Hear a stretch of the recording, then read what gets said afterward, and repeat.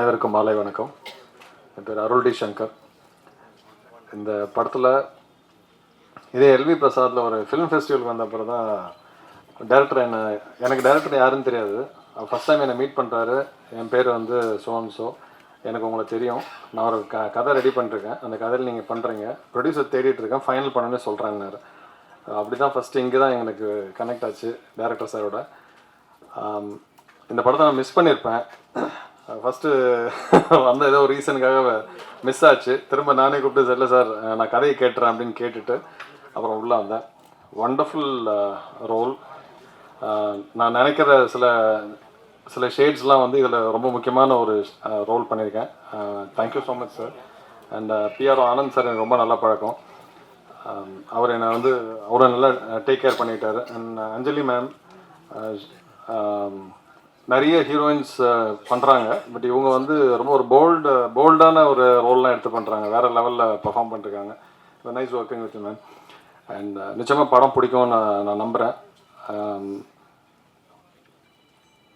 என்ன ரொம்ப சார் இந்த அந்த 4 கதையில் வந்து நம்மளது பயங்கர போல்டாக நிற்கும் அப்படின்ட்டு ரொம்ப ஸ்ட்ராங்காக இருந்தேன். அப்புறம் மற்றதெல்லாம் கொஞ்சம் கேட்கும்போது பார்த்தா பயம் வந்துடுச்சு. ஐயோ நம்மளதோட இன்னும் அவங்களது நல்லா இருக்குமோன்ற மாதிரி. இன்னும் முழு படம் நானே பார்க்கல, என் போர்ஷன் மட்டும் எங்களுக்கு தெரியும். ரொம்ப பிடிச்சிருக்கு, உங்களுக்கு யாரும் பிடிக்குன்னு நினைக்கிறேன். Thank you so much. Once upon a time Madras இந்த படத்தில் எனக்கு வாய்ப்பளித்த ஆனந்த் சார், ப்ரொடியூசர் ஆனந்த் சாருக்கும், எங்கள் டைரக்டர் பிரசாத் சாருக்கும்.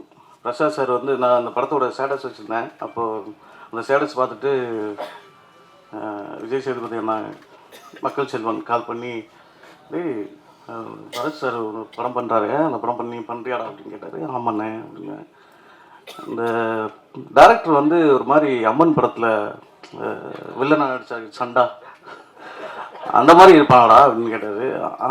ஆமாண்ணே அப்படின்னு. அவன் என் ஸ்கூல் ஃப்ரெண்டு தான்டா, அவன் கொஞ்சம் கோவக்காரன், எப்படி நல்லா பண்ணுறான் அப்படின்னா. நல்லா பண்ணுறாருண்ணே அப்படின்னு சொன்னேன். அவன் நல்லா வரணுண்டா அப்படின்னு சொல்லிட்டு வாழ்த்துக்கள் சொன்னார். வாழ்த்துக்கள் சார். எனக்கு வாய்ப்பளித்ததுக்கு நன்றி சார். பரத் சார் கூட நடித்ததில் ரொம்ப சந்தோஷம். ரொம்ப ஹம்பிளாக அந்த ஒரு சாங் வரும், அதில் வந்து துப்பாக்கி வச்சுட்டு ஒரு பாட்டு பாடுவேன். ஐயோ உங்கள் சுருக்கில் கண்ணை வச்சேன். அது ஃபஸ்ட்டு டேரக்டர் வேண்டான்ட்டார். இல்லை கொஞ்சம் அது பரத் சார் இல்லை நல்லா இருக்குங்க, அது வைங்க அப்படின்னு சொல்லிட்டு. தேங்க்யூ சார், உங்கள் கூட நடித்ததில் ரொம்ப நன்றி. எல்லாருக்கும் நன்றி. தேங்க்யூ. முதல்ல என்றைக்குமே ப்ரொடியூசர் தான் ரொம்ப இம்பார்ட்டன்ட். ஒரு படம் ஆரம்பிக்கிறது கண்டிப்பாக அதில் ஆனந்த்ஜிக்கு என்னுடைய முத ஸ்டெப்க்கு என்னுடைய வாழ்த்துக்களும். அதே போல் அந்த படத்தில் நடித்த அத்தனை ஆர்டிஸ்ட்டும் சரி, ஏன்னா நான் படம் எல்லாருக்குமே பிடிக்கும். அதுபோல் மற்ற ஆர்டிஸ்ட்டும் சரி, ஹீரோயின்ஸ் 2 பேருமே வந்து ரொம்ப பெர்ஃபார்ம் பண்ணாங்க. ஷானும் சரி, அவர் ஃபஸ்ட் மூவி மாதிரியே தெரில. அதே போல் எங்கள் சினிமாட்டோகிராஃபராக இருக்கட்டும் காளிதாஸ்ஜி, ஏன்னா அவர் தான் என்னோடய எபிசோடில் எடுத்தார். மற்ற மியூசிக் டைரக்டராக இருக்கட்டும், எல்லாருமே இந்த படத்தில் வந்து பார்த்திங்கன்னா ரொம்ப அருமையாக பண்ணியிருக்காங்க. அத்தனை டெக்னீஷியன்ஸும் சரி, ஒர்க் பண்ண அசிஸ்டன்ட் டைரக்டர், அசோசியேட் எல்லாருமே வந்து, ஏன்னா இந்த படம் வந்து ரொம்ப சொல்ல முடியாது. ஏன்னா இது ஃபுல் ப்ரெஷர் வந்து பார்த்திங்கன்னா எங்கள் டைரக்டருக்கு தான் போச்சு. ஸோ அந்த காலகட்டத்தில் இவ்வளோ ஒரு அருமையான படம் கொடுக்குறதுல வந்து ஒரு சாதாரணமான விஷயமே இல்லை. பிரசாதை பற்றி சொல்லணுன்னா, இந்த படத்துக்கு ஃபர்ஸ்ட் லைன் பிள்ளையார் சொல்லி போட்டுருங்க. மேபி நாங்கள் லாக்டவுன் இது வந்து எங்கெங்கேயோ ஒரு கதையாக ஒவ்வொரு பாட்டாக உருவாகி நிறைய ப்ரொடியூசர்ஸ்கிட்ட போய் கடைசியாக வந்து ஆனந்த்ஜிகிட்ட வந்து நின்றுது. இந்த படத்தில் வந்து பார்த்திங்கன்னா ஒரு கட்டத்தில் நானே இந்த இடையில பிரசாத் நான் உங்களுக்கு என்றைக்குமே நான் வாழ்க்கை முழுக்க நான் நன்றியோட இருப்பேன் நான் நினைக்கிறேன். அதே போல் எல்லாருக்குமே இந்த படத்தில் ஒர்க் பண்ண அத்தனை ஆர்டிஸ்டாக இருக்கட்டும், எல்லாருக்குமே எவ்வளோ எஃபர்ட் போட்டிருக்காங்களா இருக்கட்டும். போட்ட ப்ரொடியூசருக்கு முதல்ல பணம் கிடைக்கும். ஏன்னா அதில் ஒரு ப்ரொடியூசர்ஸ் மட்டும் இல்லை, 4 பேர் இருக்காங்க. பிஜிஎஸ்ஜிலாம் வந்து அவருடைய வில்லன் ஆக்டிங்லாம் வந்து பார்த்திங்கன்னா அவ்வளோ சூப்பராக பண்ணியிருந்தார். இதில் எல்லாருமே பார்வதி நேர் மேடமாக இருக்கட்டும், அவங்களுடைய இவங்க எல்லாமே ஒவ்வொரு கதையிலையும் பார்த்திங்கன்னா ஒவ்வொரு எமோஷன் இருக்கணும். தலைவாசல் விஜய் சார் ஆகட்டும், இல்லை எல்லாருக்குமே வந்து அவ்வளோ எமோஷன்ஸ். இப்போ என்னோடய கேரக்டர் நீங்களே படம் பார்த்துருப்பீங்க. என்னோட ஃபுல்லாக வந்து பார்த்திங்கன்னா அபிராமி மேடம் கூட தான் நிறைய வரும். ஸோ ஒவ்வொரு கேரக்டருக்கும் உண்டான எமோஷன்ஸ் வேரியேஷன்ஸ் வந்து அவ்வளோ வெரைட்டி ஆஃப் எமோஷன் வந்து இந்த படத்தில் காமிச்சிருப்பாங்க. கண்டிப்பாக இது வந்து எல்லா ஜனங்களுக்கும் போய் சேர்கிறதுக்கு அதுக்கு நீங்கள் தான் வந்து முழுமையாக சப்போர்ட் பண்ணுங்க நான் நம்புகிறேன். நான் ஒவ்வொரு படம் என்னோடய படங்கள் ரிலீஸ் டைம்லேயும் நான் உங்ககிட்ட தான் நான் எப்பயுமே நான் கேட்பேன். ஸோ இந்த மாதிரி படங்கள் வந்து கண்டிப்பாக எல்லாத்துக்கும் பிடிக்கிற மாதிரி நீங்கள் தான் கொண்டு போய் சேர்க்கணும். உங்களால் முடிஞ்சால் மட்டும்தான் எங்களை மாதிரி என்ன மாதிரி கலைஞர்களுக்கெலாம் அடுத்து படங்கள் பண்ணுறது வாய்ப்புகள் நிறைய கிடைக்கும். ஸோ அந்த நம்பிக்கையில் இன்றைக்கி உங்களுடைய அன்புகளும் வாழ்த்துக்களும் என்றைக்கு இருக்கும் நான் நம்புகிறேன். வாய்ப்புக்கு நன்றி. மறுபடியும் ஆனந்த்ஜிக்கு நன்றி, என்னோடய ப்ரொடியூசர்ஸ்க்கு எல்லாருக்கும் நன்றி, பிரசாத்க்கு நன்றி, எல்லாருக்கும் நன்றி. தேங்க்யூ. எல்லோரும் படம் பார்த்துருப்பீங்க, எல்லாத்துக்கும் பிடிச்சிருக்குன்னு நம்புகிறேன். இந்த படத்தில் வாய்ப்பு கொடுத்த இயக்குனருக்கும் ப்ரொடியூசருக்கும் ரொம்ப நன்றி.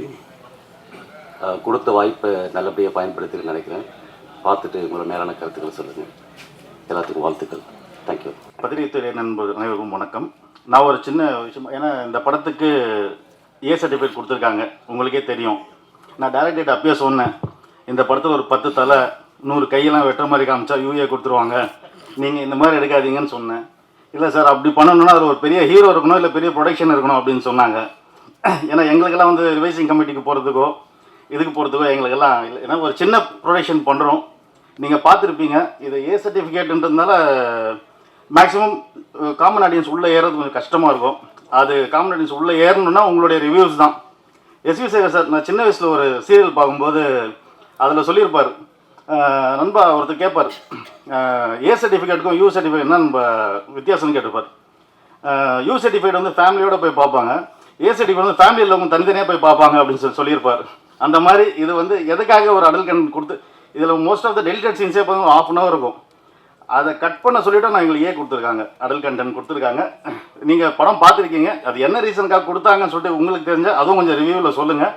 ஏன்னா இது எங்களுக்கு ஒரு பெரிய ஒரு காமன் ஆடியன்ஸ்க்கும் ஃபேமிலி ஆடியன்ஸ்க்கும் இந்த படத்துக்கும் கனெக்ட் பண்ணுற ஒரு இதுவாக இருக்கும்னு நாங்கள் டீமாக விருப்பப்படுறோம். கரெக்டாக?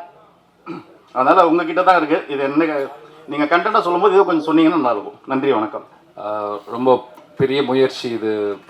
நாங்கள் போன 2 மாதத்துக்கு முன்னாடியே ரிலீஸ் டேட்டை ஃபிக்ஸ் பண்ணிவிட்டு இங்கே இந்த மேடையில் தான் அனௌன்ஸ் பண்ணிட்டு போனோம். கண்டினியூஸாக பெரிய படங்கள் வந்துக்கிட்டே இருந்தது, ஸ்க்ரீன்ஸ் கிடைக்கவே இல்லை. ஸோ மேஜராக நாங்கள் எதிர்பார்க்குற அட்லீஸ்ட் ஒரு 150-200 ஸ்க்ரீன்ஸ் போடணும்னு பார்த்தோம். பட் அது பாசிபிளே இல்லை. இப்போவுமே அந்த ஸ்க்ரீன் டிமாண்ட் இருந்துக்கிட்டு தான் இருக்குது. பட் ஸ்டில் இதுக்கு மேலேயும் வெயிட் பண்ண வேண்டாம் அப்படின்னு சொல்லிட்டு தான் இப்போ இறங்கியிருக்கோம். ஸோ ஃபஸ்ட்டு ப்ரெஸ்ஸுக்கு கூப்பிட்டு காமிச்சிடுவோம். ஸோ இவங்க தான் நமக்கு பெரிய பலம். We are not having that much big banner இல்லை நம்ம அடுத்த லெவலுக்கு இதை மார்க்கெட்டிங் கொண்டு போகிறதுக்கு. ஸோ உங்களை மட்டுமே முழுசாக நம்பி தான் இதில் இறங்கியிருக்கோம். ஹோப் இந்த படம் உங்களோட எதிர்பார்ப்பை சாட்டிஸ்ஃபேக்ஷன் பண்ணியிருக்கும்னு நம்புகிறோம். Bharath sir, Abhirami ma'am, and once again Pavithra Lakshmi ma'am, Anjali Nair, Thalaivasal Vijay sir, everybody who acted, எல்லாருமே அகெயின் அண்ட் அகெயின் அந்த படம் பார்க்கும்போது போர் அடிக்கவே இல்லை. So thank you for the entire team எனக்கு இந்த ஆப்பர்ச்சுனிட்டி கொடுத்ததுக்கு, வில்லனாக நடிக்கிறதுக்கு. Hope this film will be the one of the best pic of 2024 at the year and நெருங்கிட்டோம். Let us hope a very good result. எங்களுக்கு மிக மிக மிக உண்மையான நேர்மையான ஒரு கருத்துக்களை கொடுத்து இந்த படத்தை வெற்றி பெற செய்யுமாறு தாழ்மையுடன் கேட்டுக்கொள்கிறோம். நன்றி. Once upon a time in Madras வந்து ரொம்ப க்ளோஸ் டு மை ஹார்ட் இந்த படம். எதுக்குன்னா டெஃபினட்டாக இந்த படத்தை பார்த்ததுக்கப்புறம் பார்க்குறது 100 பேர் பார்த்தா ஒரு 10 பேர்த்துலையாவது அவங்க லைஃப்பில் ஒரு சில சேஞ்சஸ் அவங்க பண்ணிப்பாங்க. அந்த மாதிரி சில விஷயங்களை இலைமறை காய்மறையாக சொல்லியிருக்காங்க இந்த படத்தில். ரொம்ப சட்டிலாக, ரொம்ப அழகாக அதை போர்ட்ரே பண்ணியிருக்காங்க. ஸோ இந்த மொத்த படத்துலேயே எங்களோட போர்ஷன் மட்டும்தான் கொஞ்சம் ப்ரீஸியாக இருக்கும். மொத்த படமுமே சீரியஸாக போயிட்டு இருக்கும்போது அதில் நடுவில் ஒரு சின்ன ப்ரீஸி போர்ஷன்னா அது நாங்கள் பண்ணியிருக்கிற போர்ஷன் மட்டும்தான். அண்ட் பர்சனலாகவே நான் ப்ளே பண்ணியிருக்கிற அந்த கேரக்டர் என்னால் கனெக்ட் பண்ணிக்க முடிஞ்சுது. ஏன்னா அனிதா ஆன் ஸ்க்ரீன் எப்படியோ அப்படி தான் நிறையா விதத்தில் பவித்ராவும். ஸோ என்னால் ரொம்ப கனெக்ட் பண்ணி ஒர்க் பண்ண முடிஞ்சுது. And to be a part of a film with such huge star cast and people with so much passion, அதில் நம்மளும் இருக்கோம் அப்படிங்கிறது வந்து ரொம்ப சந்தோஷமாக இருக்குது. அண்ட் இப்படி ஒரு படத்தில் நமக்கு ஒரு பார்ட் கிடச்சிருக்கு அப்படிங்கிறது ரொம்ப பெருமையான விஷயமாக தான் இருக்குது. இதில் ஒர்க் பண்ண எல்லாருமே from the producer to the last person இந்த செட் வரைக்குமே ஒரு குரூப் எஃபர்ட்டாக தான் இந்த படம் உருவாயிருக்கு. யாருமே வந்து இது தனக்காக பண்ணிக்கிட்ட விஷயங்கிறத தாண்டி இது ஒரு படமாக, ஒரு ப்ராஜெக்டுக்காக எல்லாருமே அவங்களோட 100-200% கொடுத்து இந்த படத்தில் ஒர்க் பண்ணியிருக்கோம். ஸோ டெஃபினட்டாக நீங்கள் மக்கள்கிட்ட இதை எப்படி கொண்டு போய் சேர்க்குறீங்களோ அப்படி தான் மக்கள் பார்ப்பாங்க. ரொம்ப பெரிய படங்கள் அப்படின்னா நம்ம வந்து சொல்லாமே எல்லாத்துக்கும் தெரியும் இப்படி ஒரு படம் வரப்போகுது அப்படின்னு. பட் இந்த மாதிரி ஒரு ஒரு குரூப் எஃபர்ட்டாக ஒரு ஆன்சம்பிள் காஸ்ட் அண்ட் க்ரூ இருக்கிற படங்களை வந்து மக்கள்கிட்ட கொண்டு போய் சேர்க்கக்கூடிய பவர் உங்ககிட்ட தான் இருக்குது. ஸோ எங்கள் படத்தையும் அதே மாதிரி கொஞ்சம் மக்கள்கிட்ட நல்ல விதமாக கொண்டு போய் சேர்ப்பீங்கன்னு நம்புகிறோம். உங்களுக்கு பார்த்த எல்லாத்துக்குமே படம் பிடிச்சிருக்குன்னு நம்புகிறோம். Thank you so much. இல்லை வர வர எல்லா படத்துலையும் பார்த்தீங்கன்னா பெண்களுக்கு அதிகமாக முக்கியத்துவம் கொடுக்குறீங்க. ஹீரோயின்ஸ் 2-3 போட ஆரம்பிச்சிட்டீங்க. என்ன காரணம்? முக்கியமாக அப்படி போடுறீங்க. இப்போ இந்த படம் பார்த்து நீங்கள் 2-3 ஹீரோயின்ஸ் போட்டனால தான் பெண்கள் முக்கியத்துவம் கொடுத்தவங்க கருத்து இருக்குது. படத்தில் அதிகமாகவே அந்த ஹீரோயின்ஸ் முக்கியத்துவம் வருது. தப்பு இல்லைல்ல சார், நல்ல விஷயம் தானே. நல்ல விஷயம் தான். தமிழ் பெண்களுக்காக கொடுத்துட்டு இருக்கீங்க, அதுவும் வரவேற்கத்தக்கதான். நன்றி. இன்னொன்று பரத் சார் கிட்ட ஒன்று கேட்கணும். இப்போ சமீபமாக பார்த்தீங்கன்னா உங்களோட கதைக்களம் வந்து சூஸ் பண்ணுறதுலாம் அழகாக இருக்குது. ஏன்னா ஒவ்வொரு படத்துலையும் இப்போ லைனாக வந்ததில் வேறு வேறு கதைக்களமாக நீங்கள் அமைச்சிட்டு இருக்கீங்க. ஸோ இந்த இதுக்கான காரணம் என்ன? நீங்கள் மாற்றத்துக்கான காரணம் என்ன? இல்லை சார், உங்கள் கேள்வியிலே தான் பதில் இருக்குது. அதுதான் கதைக்களம் தான் ரொம்ப புதுசாக இருந்தது. யூஸ்வலாக பண்ணால் ஓடவும் மாட்டேங்குது சார். அது ஒரு பெரிய இதாக இருக்குது. நம்ம ரெகுலரான ஒரு சினிமா, ஒரு பேட்டர்னாக ஒரு சினிமா பண்ணோன்னா அதுவும் ஓட மாட்டேங்குது. ஸோ இந்த மாதிரி புதுசாக ஆக்சுவலாக இது வந்துட்டு ஒரு ஓடிடிக்கு ஒரு சின்ன பட்ஜெட்டில் வந்துட்டு நாங்கள் ஒரு ஆந்தாலஜி ஃபிலிமாக 4 கதைகள் பண்ணலான்னு தான் ஆரம்பிச்சது. பட் படம் பண்ண அதோட நம்ம அந்த ப்ராசஸை பார்க்க நல்லா வருது அப்படின்னோடனே இது தியேட்டருக்கு ரிலீஸ் பண்ணலான்னு ப்ரொடியூசர்ஸ் முடிவு பண்ணாங்க. ஸோ எனக்கு வந்துட்டு இந்த கதையை கேட்கும்போது வந்துட்டு எனக்கு இந்த கேரக்டரும் புதுசாக இருந்தது. இந்த கதையில் இந்த துப்பாக்கியும் இந்த கேரக்டரும் எப்படி ரிலேட் பண்ணுறாரு, இந்த ஸ்க்ரீன் பிளே திரைக்கதை ரொம்ப புதுசாக இருந்தது. ஸோ ஒரு புது முயற்சியாக இருக்கட்டுமே, மக்களுக்கும் வந்துட்டு இந்த முயற்சி புதுசாக இருக்கட்டும். ஏன்னா ஃபர்ஸ்ட் ஆஃப் பார்க்கும்போது நிறைய பேருக்கு என்னடா சொல்லிட்டு இருக்காங்கிற ஒரு சின்ன ஒரு நெருடல் வரும். 4 பேர் கதை இருக்கும், அது பாட்டுக்கு போகும். பட் செகண்ட் ஆஃப் பார்க்கும்போது தான் வந்துட்டு எனக்கு இந்த காளிதாஸில் தான் நடந்தது. ஃபர்ஸ்ட் ஆஃப் பார்த்துட்டு வெளியில் வந்தோன்னே ப்ரெஸ்ட்டை கேட்கும்போது என்ன ஜி பார்த்துட்டு சொல்கிறேன் அப்படி போயிட்டாங்க. செகண்ட் ஆஃப் பார்க்கும்போது தான் அந்த ஃபர்ஸ்ட் ஆஃப்லேருந்து என்னென்ன அந்த மாதிரி தான் இந்த படமும். ஸோ இந்த படம் வந்துட்டு அந்த அடிப்படையில் பார்க்கும்போது கதையாக ரொம்ப புதுசாக இருந்தது. பரத் சார் கோ ப்ரொடியூசர் சொன்னார் இந்த மாதிரி ஏ சர்டிஃபிகேட் யூ சர்டிஃபிகேட்லாம் பாகுபாடு பார்க்குறாங்க அப்படின்னு. உண்மையிலேயே அப்படி பாகுபாடு பார்க்குறாங்களா? உங்களோட கருத்து என்ன? இந்த படத்தோட சப்ஜெக்ட் உங்களுக்கே தெரியும் சார். அது சென்சார் போர்டில் யார் பார்க்குறாங்கிற ஒவ்வொரு மைண்ட் செட்டை பொறுத்து இருக்குது சார். இப்போ இந்த கதையில் வந்துட்டு பார்த்தீங்கன்னா வந்துட்டு பிளட் ஷெட் கிடையாது. எனக்கு நான் நேபாளின்னு ஒரு படம் பண்ணேன். அந்த படத்தில் பார்க்கும்போது வந்துட்டு நிறையா பிளட் ஷெட் இருக்கும், உங்களுக்கு ஆக்ஷன் நிறையா இருக்கும். அதே மாதிரி வந்துட்டு கொஞ்சம் சில சென்சுவலான சீன்ஸ் இருக்கும், வல்கரான சில சீன்ஸ்லாம் இருக்கும். அதெல்லாம் வந்துட்டு ரிமூவ் பண்ணுன்னு சொல்லி ரிமூவ் பண்ணியே திருப்பி ஏ சர்டிஃபிகேட் தான் கொடுத்தாங்க. ஸோ இப்போ இருக்கிற சென்சார் போர்டு அப்போயே அப்படி தான் ஸ்ட்ரிக்டாக இருந்தாங்க. ஸோ இப்போவும் கொஞ்சம் ஸ்ட்ரிக்டாக தான் இருக்காங்க. பட் இந்த படம் பார்த்தீங்கன்னா கொஞ்சம் சோஷியல் மெசேஜ் நிறையா இருக்கும், கொஞ்சம் சில கருத்துக்களை கொஞ்சம் நிறையா வந்துட்டு உள்ளடக்கி வச்சிருப்பார் டைரக்டர். ஸோ பட் என்னை பொறுத்த வரைக்கும் நான் யூஏ தான் எதிர்பார்த்தேன் ஆக்சுவலாக. அப்படி ஒன்றும் பெருசாக ஏ சர்டிஃபிகேட்டுக்கான ஒரு கண்டென்ட் மாதிரி இது தெரியல. பட் அஃப்கோர்ஸ் சென்சார் போர்டோட அந்த மைண்ட் செட்டை பொறுத்து தான் இருக்குது சார். இப்போ டைரக்டர் சார், அதாவது மாநகரம் படத்துக்கு பிறகு ஒரு நீட்ஃபுல்லான ஹைபர் லிங்க் படமாக இந்த படத்தை நாங்கள் பார்க்குறோம். ஆனந்த ஒரு தயாரிப்பாளராக கிடைச்சதுல எங்களுக்கு சந்தோஷமா இருக்கு சார். ஃபர்ஸ்ட் ரிவ்யூ நீங்க தான் இப்போ கொடுத்தீங்க. ஏன்னா எங்க படத்தை நாங்களே உட்காந்து முன்மொழிஞ்சிட்டு இருக்கோம் மேடையில். நான் தான் சொன்னேன் நிறுத்துங்க, அவங்க பார்த்துட்டு கேட்கட்டும், கேள்வி கேட்டால் தான் ஏதோ ஒன்று சொல்லுவாங்கன்னு. ரொம்ப சந்தோஷம் சார்.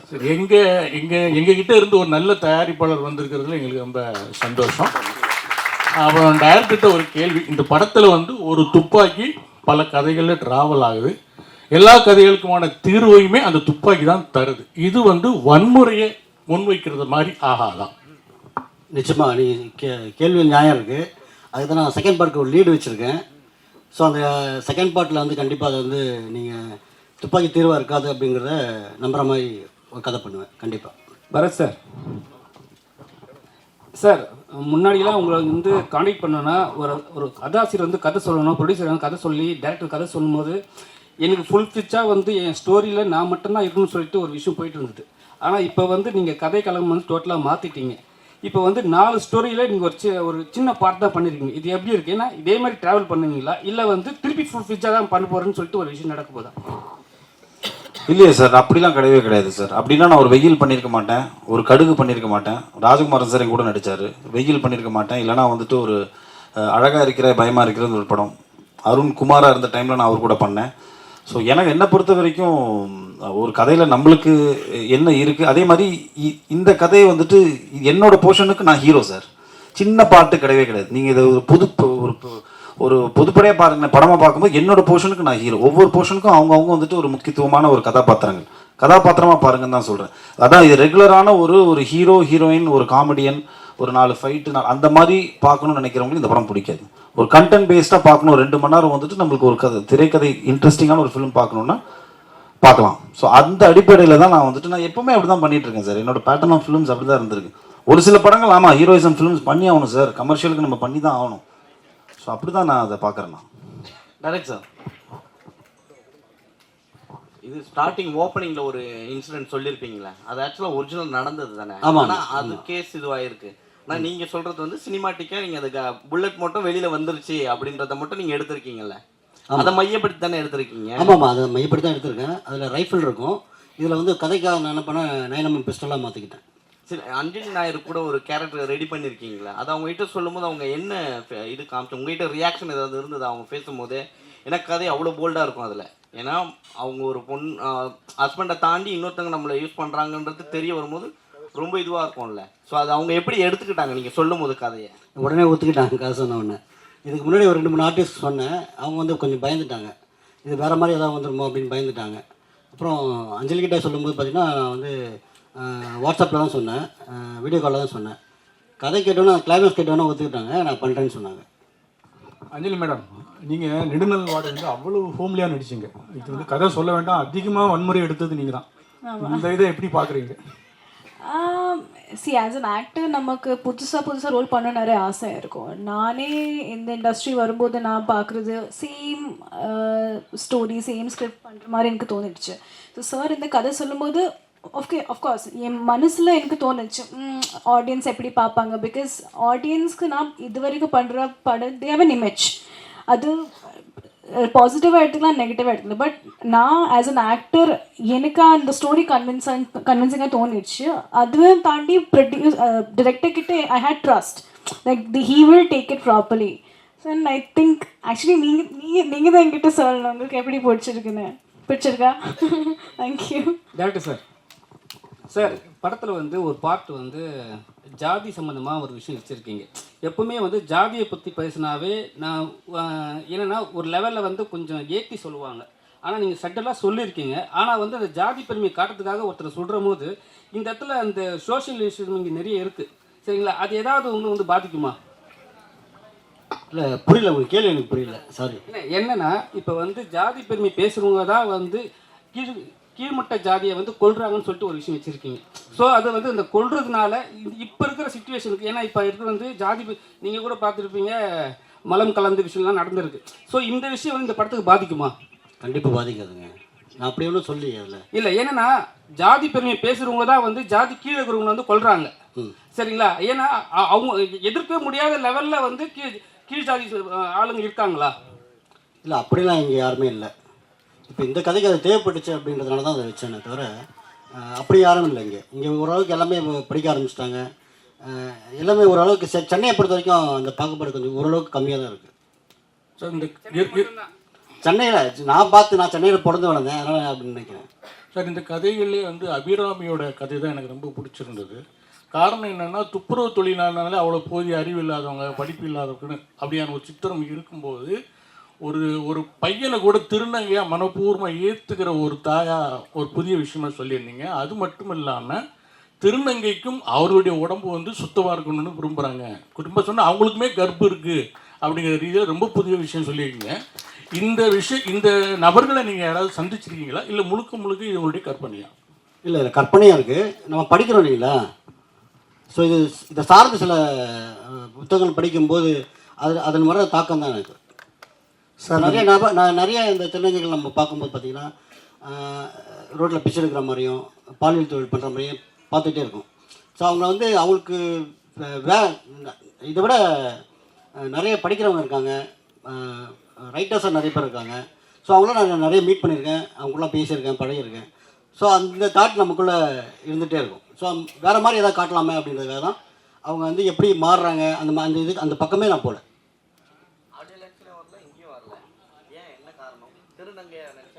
இல்லை நாங்கள் இன்வைட் பண்ணியிருக்கோம், அந்த லாஸ்ட் டைமாக இன்வைட் பண்ணோம், இப்போ இன்வைட் பண்ணோம், கொஞ்சம் பிஸியாக இருக்காங்க. அவங்க வந்து மிஸ் யூனிவர்ஸ் வந்து 2nd place வின் பண்ணியிருக்காங்க. ஸோ அதனால் வந்து நிறைய அவங்களுக்கு வந்து ஆட் ஃபிலிம்ஸில் நிறைய வருதுன்னு நினைக்கிறேன். அதனால் அவங்க மாடலாக இருக்காங்க அவங்க. சார் 4 கதைகளையும் ஒன்றோட ஒன்று இணைச்சிருக்கீங்க. அதே சமயத்தில் ஒவ்வொரு கதைக்கும் ஒரு முடிவு வச்சுருக்கீங்க. இந்த கதை வந்து கரெக்டாக சுவாரஸ்யமாக இருக்குமா அப்படின்னு எந்த நொடியில் நீங்கள் நினச்சிங்க? சார் ஒவ்வொரு கதையும் வந்து பண்ணும்போது பார்த்தீங்கன்னா சுவாரஸ்யமாக முதல்ல எனக்கு இருக்கணும். அந்த முடிவுக்கு நாம் ஒரு கதை பண்ணும்போது இது சுவாரஸ்யமாக எனக்கு இருந்தால் தான் நான் அந்த கதையை வந்து மற்றவங்களுக்கு சொல்லவே ஆரம்பிப்பேன். நான் எழுத மாட்டேன். முதல்ல வந்து எனக்குள்ளே ஒரு மைண்டுக்குள்ளே ஒரு கதையை வந்து வடிவமைச்சிருவேன். அப்புறம் கேரக்டரை வடிவமைச்சிருவேன். அதுக்கப்புறம் தான் வந்து மற்றவங்ககிட்ட ஷேர் பண்ணுவேன். அப்போ அது சுவாரஸ்யம் வந்த அப்புறம் தான் நான் அவங்ககிட்ட ஷேரே பண்ணுவேன். சார் 4 ப்ரொடியூசரில் ஒரு ப்ரொடியூசர் சொன்னார், இங்கே 4 ப்ரொடியூசரில் ஒரு ப்ரொடியூசர் சொன்னார். என்ன சொன்னார்னா, ஸ்டேஜில் இந்த படத்தில் வந்து எனக்கு வந்து புரியவே இல்லை, ஏன் ஏஎஸ்டி கொடுத்தாங்கன்ட்டு. நீங்கள் கதை சொல்லும் போது கண்டிப்பாக இந்த கண்டென்ட்லாம் சொல்லியிருப்பீங்க. அவர் ஏற்கனவே 7G எடுத்த டேரக்டர் அண்ட் ப்ரொடியூசரு, சரிங்களா? அவருக்கே புரியலன்னா மற்றவங்களுக்கு எப்படி புரியும்? ஒரு நிமிஷம்.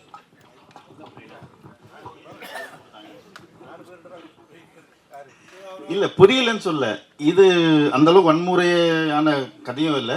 அந்தளவுக்கு நம்ம பிளட் ஸ்குவாஷோ இப்போ ரீசெண்டாக ஒரு படம் பார்த்து ட்ரில் இந்த பக்கம் போட்டு இப்படி வருது பார்த்தா இதுதான் சொல்லி அது யூஏர் நம்ம இதுவாக சொல்லலை. அப்போ நம்ம ரொம்ப எக்ஸ்பெக்ட் பண்ணோம். இதில் வந்து நீங்கள் இப்போ ஆல்மோஸ்ட் டெலிவரி சீன்ஸ் நம்ம நெக்ஸ்ட் பண்ணுறோம். ஒரு 25 மினிட்ஸ் நம்ம கட் பண்ணிடுவோம். ஃபுட்டேஜ் கட் பண்ணிவிட்டு மறுபடியும் போய் நம்ம அதே சர்டிஃபிகேட் தான். அப்போ நம்ம கட் பண்ணாமல் இருக்கலாம் இல்லையா? அதுவும் வந்து தப்பான இதில் ஆர்கியூமெண்ட்ஸ் தான், டிஸ்கஷன்ஸ் தான், அதெல்லாம் கட் பண்ணிட்டு சொல்லிட்டாங்க. இது நெக்ஸ்ட் இதில் இன்னும் நம்ம அதில் என்னென்ன சேஞ்சஸ் பண்ணியிருக்கோம்னு சொல்லிட்டு நாங்கள் நெக்ஸ்ட் இதில் சொல்கிறோம். அது டேரக்டர் சொன்னதான் நல்லா இருக்கும் நினைக்கிறேன். சார் 20 நிமிஷம் வந்து இந்த படத்தோட ஃபுட்டேஜ் வந்து எடிட் பண்ண வச்சுருக்காங்க. அதாவது பிளட்டுனால ஏதோ ஒரு காரணத்தினால பண்ணியிருக்காங்கன்னு சொல்கிறீங்க. அப்போ சின்ன படங்களை வந்து சென்சார் வந்து வஞ்சிக்குதா? சார் இது என்னதான் கேட்டிங்களா? எனக்கு தானா? ஓகே சார், இது வந்து என்ன முதல் படம்ன்றதுனால எனக்கு அது தெரியல. நான் இப்போ அங்கே போனேன், உங்களுக்கு யூஏ வேணுமா ஏ வேணுமான்னு கேட்டாங்க. ஸோ யூஏனா இவ்வளோ கட்டு இருக்குது, ஏனா இவ்வளோ கட்டு இருக்குனாங்க. யூஏல பார்த்தீங்கன்னா கண்டென்ட்டே வந்து அவங்க வந்து தூக்க சொல்கிறாங்க. ஒரு கண்டென்ட்டே இப்போ அஞ்சலியோட போர்ஷன் பார்த்துருப்பீங்க, அதில் முக்கியமான போர்ஷன்லாம் வந்து கட் பண்ண சொல்கிறாங்க. ஸோ அப்படிலாம் வந்து படம் பார்க்குற சுவாரஸ்யமே இருக்காது. ஸோ அதனால் வந்து ஏ கொடுத்தாலும் பரவாயில்ல, கண்டென்ட் தான் எனக்கு வேணும்னு சொல்லிட்டு நான் வாங்கியிருக்கோம். நான் ப்ரொடியூசர்கிட்ட டிஸ்கஸ் பண்ணேன். அவர் என்ன சொன்னார், ஸ்ட்ராங்காக சொன்னார், நீங்கள் வாங்க பரவாயில்ல பார்த்துக்கலாம் அப்படின்னு சொல்லிட்டார். பரத் சார்,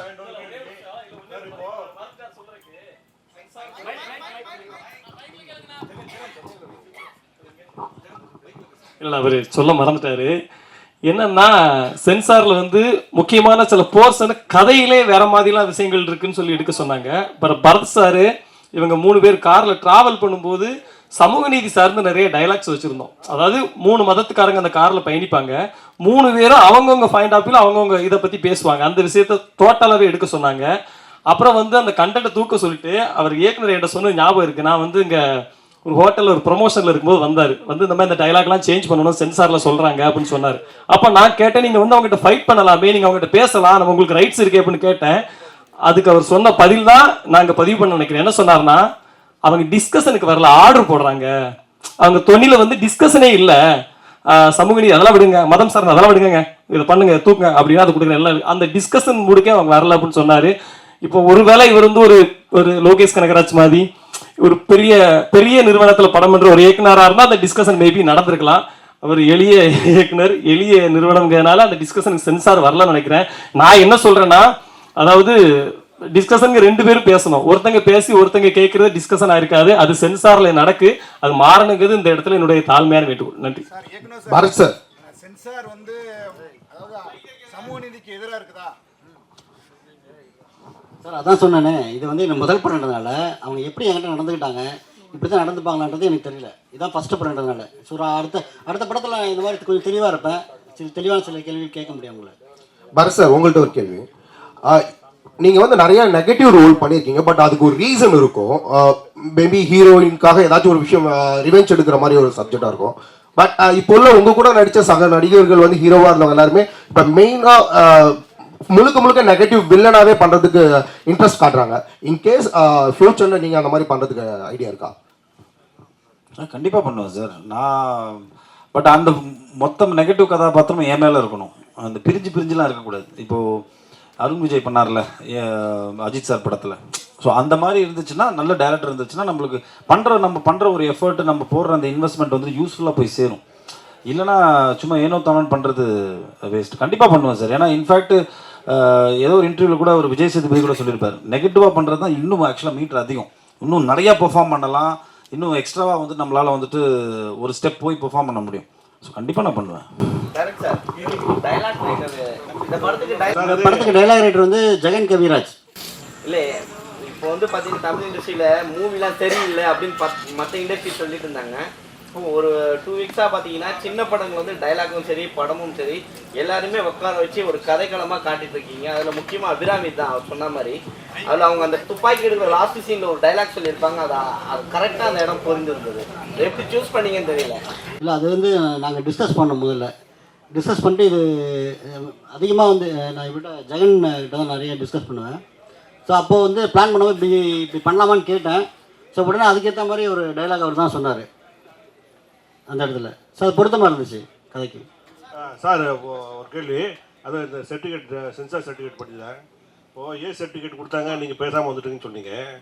பட் இதே மாதிரி சூப்பர் ஸ்டார் படங்கள் அப்புறம் பெரிய டைரக்டர் சங்கர் போன்ற படங்கள்லாம் இதை விட பெரிய வன்முறைகள்லாம் இருக்குது படங்கள்ல இருக்குது. பட் அதுக்கு வந்து யூ சர்டிஃபிகேட்டே கொடுக்குறாங்க. அதை பற்றி நீங்கள் ஃபைட் பண்ணாமல் வந்தீங்க, உங்களுக்கு யாராவது அட்வைஸ் பண்ணலையா? அதை பற்றி நீங்கள் அந்த மாதிரி பெரிய டைரக்டர் பெரிய படங்களுக்கு கொடுக்குறத பற்றி நீங்கள் என்ன நினைக்கிறீங்க? இப்போ பெரிய ஹீரோக்கள் படங்களுக்கு யூ சர்டிஃபிகேட் கொடுத்துறாங்க, அது எத்தனை பேரை கொண்டாலும் சரி 100 பேரை கொள்றாங்க, 1000 பேரை கொள்றாங்க, அந்த மாதிரிலாம் நடக்குது. அதுக்கெல்லாம் யூ சர்டிஃபிகேட் கொடுக்குறாங்க.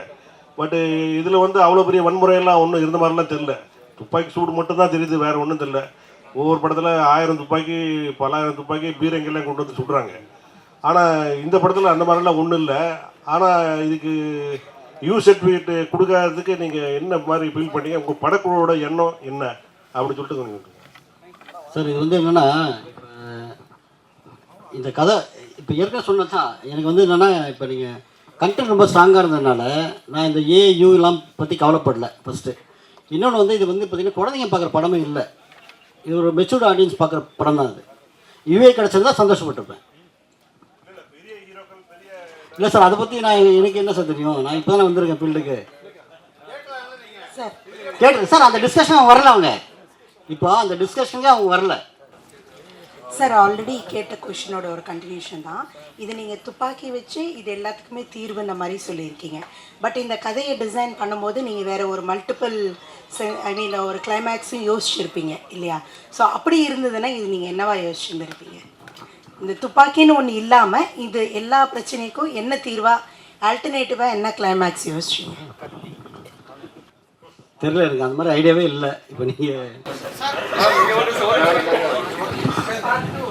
பார்ட் 2ல் வந்து கண்டிப்பாக வன்முறை வந்து தீர்வுன்றது கண்டிப்பாக சொல்லுவேன். அதே படத்தை தான் சித்தார்த் அறிமுகமானார். உங்கள் படமும் 17ஆம் தேதி ரிலீஸு, சித்தார்த் படமும் மிஷ்யூ ரிலீஸு. இந்த போட்டி எப்படி பார்க்குறீங்க? நான் என்ன சொல்லணும்னு நினைக்கிறீங்க? வாழ்த்துக்கள் நண்பா, அவ்வளோதான். சார் அவர் படமாக வரட்டும், நம்ம படமாக வரட்டும், நம்ம நல்ல படங்கள் ஓடட்டும் சார், அவ்வளோதான். வாழ்த்துக்கள். முதல்ல படக்குழுவிற்கு வாழ்த்துக்கள். ரொம்ப சிறப்பாக இருக்குது படம். இதில் இந்த தமிழ் குடி அப்படிங்கிற வார்த்தை 2 தடவை வருது. ரொம்ப ரசிப்பாக இருக்குது அந்த சீனு. அது மூலமாக சமூக நீதியை சொல்கிறீங்க போல இருக்கு. இயக்குனருக்கு தான் கேட்குறேன். கண்டிப்பாக நான் நீங்கள் உடனே கொடுத்துருவோம் மைக்கு, டோன்ட். இல்லை, அவர் அந்த பக்கம் இந்த பக்கம் பார்க்குறாரு, அதுக்காக சொன்னேன். அது ஆமாம், அது வந்து பார்த்தீங்கன்னா சீமான் தான் தமிழ் குடிம்பாரு. அப்போ அவரை மனசில் வச்சு தான் அந்த ஒரு இதுக்கு பதில் சொல்லியிருக்கிறீங்களா? இல்லை, அப்படியெல்லாம் ஒன்றும் இல்லை சார். நம்ம சமூகத்தில் நம்ம படிக்கிறது, பார்க்குறது, பேசுகிறது. ஸோ நான் எங்கள் ஃப்ரெண்ட்ஸ்குள்ளேயே நிறைய டிஸ்கஷன் இது சம்மந்தமாக நிறைய நடக்கும். ஸோ அதுதான் இது வந்து கதையில் வச்சேனே தவிர வேறு ஒன்றும் புதுசாலாம் ஒன்றும் இல்லை சார். படத்தில் வந்து பெரியார் புத்தகம், அம்பேத்கர் புத்தகம்லாம் காமிச்சிருந்தீங்க, மகிழ்ச்சி. அப்புறம் அதில் ஒரு கேள்வி, சமூக போராளியாக கனியா கேரக்டர் வந்துச்சு, அதை பற்றி ஒரு முழுமை இல்லையே, ஏன் அடுத்த பார்ட்டில் இருக்கா? சார் இது வந்து நம்ம கர்நாடகாவில் நடந்த ஒரு ரைட்டர் கொலை பண்ணியிருப்பாங்க. ஸோ அது வந்து நான் அந்த இன்டெரக்டாக தான் அதில் சொல்லியிருக்கேன் அதில். ஸோ அந்த சமூக நீதி அக்கறை வந்து பார்த்திங்கன்னா எல்லா இயக்குனருக்கும் வேணும். ஸோ எனக்கும் அதில் கொஞ்சம் இருந்ததுனால நான் அதை ட்ரை பண்ணியிருக்கேன். இருக்கலாம் சார். அதான் சென்சாரில் என்ன நடந்துச்சுன்னு ஒரு சின்னதாக ஒரு 2 நிமிஷம் பேசிக்கிறேன். இந்த ரிப்போர்ட்டர் கேரக்டர் நேம் வந்து நாங்கள் கௌரின்னு தான் வச்சுருந்தோம். நீங்கள் ட்ரெய்லரில் பார்த்தீங்கன்னா தெரியும்னு நினைக்கிறேன். ஆக்சுவலி கௌரினா அதை குறிக்குதுன்னு அவங்களே எடுக்க சொல்லிட்டாங்க. அப்புறம் சையத் அவர் இருக்கார் இல்லையா, அவர் வந்து ஒரு காவி ட்ரெஸ் மாதிரியான ஒரு ட்ரெஸ் போட்டிருப்பார். எங்களது படம் நாங்கள் ஒரு டேட் அனௌன்ஸ் பண்ணோம், அது டிலே ஆகிடுச்சு. அந்த காவி ட்ரெஸ் போட்டுட்டு இருக்கக்கூடாது, ஏன்னா அவர் வந்து அந்த படத்தில் அவர் ஹிந்து, பரத் சார் ஒரு அப்படின்றதுனால அந்த இந்து காவி ட்ரெஸ் போட்டு அவர் வில்ல, அதுக்காக நீங்கள் அவர் ட்ரெஸ்ஸை மாற்றுன்னு சொல்லிட்டாங்க. உண்மையிலே நாங்கள் ஃபைட் பண்ணலாம் தான் நினச்சோம். சரி ஃபைட் பண்ண அது டிலே ஆகி எதுக்கு அது மாதிரி சென்சார் வந்து எனக்கு ஒன்றும் புரியல.